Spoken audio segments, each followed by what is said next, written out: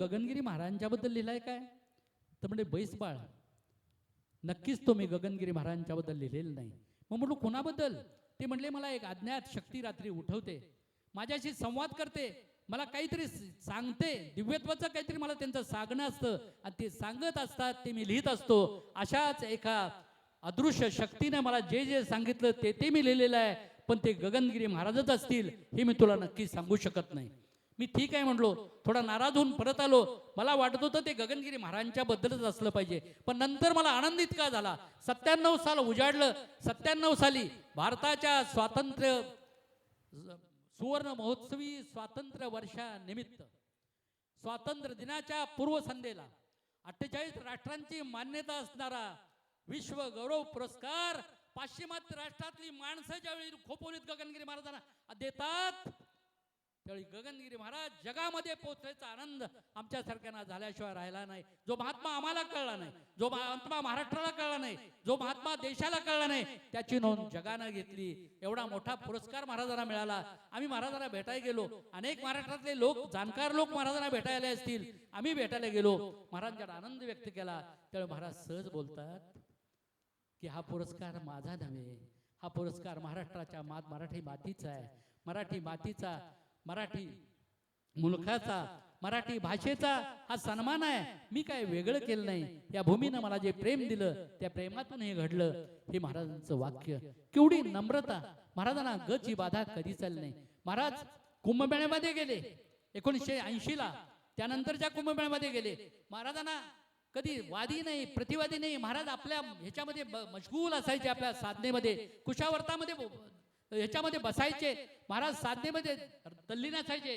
संबंध भाविक, महाराजांचा संबंध भक्त जनसमुदाय महाराजांच्या बरोबर तिथं सगळं करायसाठी तत्पर असायचा. पण महाराज आपल्या साधनेमध्ये असायचे.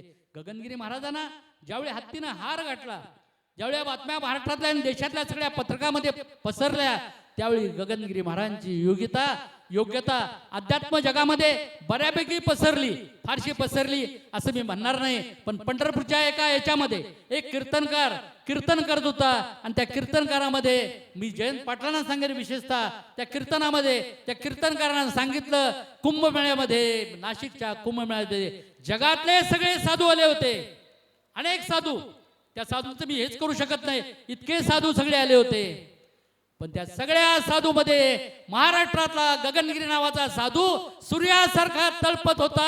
हो, ते कीर्तनकार ज्यावेळी सांगतो तिथं गगनगिरी महाराजांची महती पडते. गगनगिरी महाराज, आज गगनगिरी महाराजांचा महोत्सव इथं होत असताना गगनगिरी महाराज लवकर आम्हाला कळले नाहीत, पण अहमदनगरला कळले, अहमदनगर जिल्ह्याला कळले. तिथं एवढा मोठा हा यज्ञ हे सप्ताह इथं साजरा होतोय.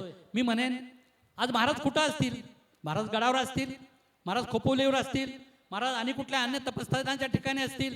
मी संतांच्या बाबतीत सांगेन, माणसाला जन्म आहे, माणसाला मृत्यू आहे, पण संतांना जन्म आणि मृत्यू नाहीच आहे.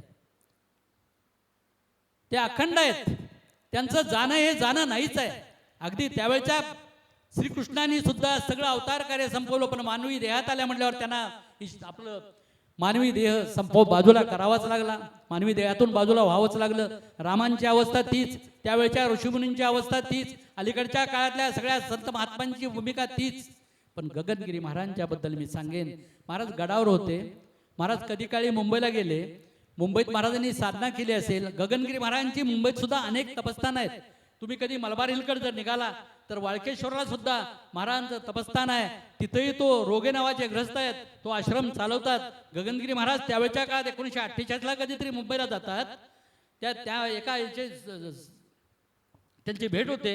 महाराज तिथल्या त्या जंगलामध्ये साधना करतात. महालक्ष्मीच्या त्या समुद्र काठावर महाराज साधना करतात. ब्रिज कँडीच्या खडकावर महाराज साधना करतात. मुंबईतल्या अनेक ठिकाणी महाराज साधना करतात.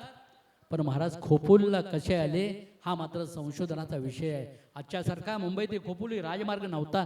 मग खोपोली ते मुंबई केवळ पायवाट होती. त्या पायवाटेनं हा महाराज महात्मा तिथं कसा आला असेल, गगनगिरी महाराजांनी तिथल्या त्या जंगलामध्ये कशी साधना केली असेल. तिथं साधना करत असताना, एकांतामध्ये राहत असताना, त्यावेळची महाराजांची तपाची पर्णकुटी तयार करणारी जी कोण त्यावेळच्या काळात माणसं होती, त्यातली सुद्धा 1-2 माणसं आज जिवंत आहेत. आमच्या